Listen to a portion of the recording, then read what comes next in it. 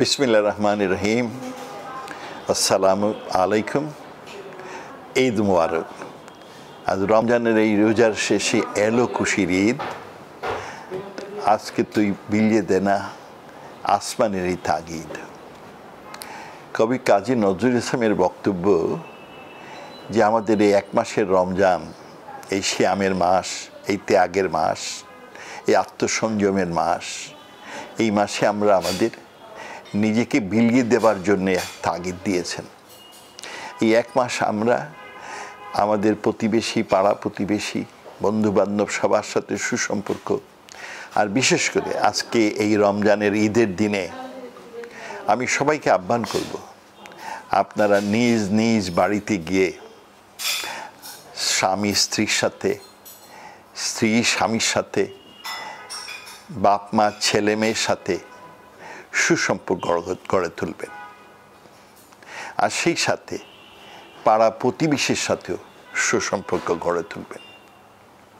আজকে এই ঈদের দিনে আমার প্রত্যাশা হবে দুনিয়ার যত মুসলমান আছে তারা সব যেন সুখে শান্তিতে জীবন অতিবাহিত করে। বিশেষ করে গাজাবাসী যারা সম্প্রীতিকালে নির্যাতিত হয়েছে, ফিলিস্তিনিবাসী যারা তাদের প্রত্যাশিত স্বাধীনতা এখনও পায়নি, আল্লাহ জানি তাদের হেফাজত করেন, আর অত্যাচারীদের জানি উপযুক্ত শাস্তি দেন।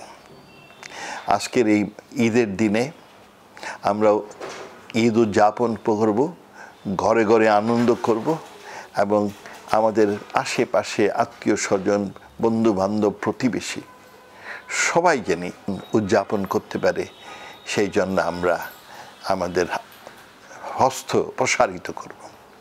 সেই সাথে আজকের ঈদের দিনে আমার প্রার্থনা, আজকের ঈদের আনন্দ উৎসবে বিশেষ করে আমি আমার সিলেটবাসী এবং বাংলাদেশবাসী এবং সকল প্রবাসীবাসীদের প্রতি আমার প্রার্থনা যে আপনারা দেশের মঙ্গলের জন্যে, আপনাদের আত্মীয় স্বজনের মঙ্গলের জন্যে প্রার্থনা করবেন, যাতে আমরা এই আমাদের ঈপ্সিত লক্ষ্য সোনার বাংলা আমরা অর্জন করতে পারি।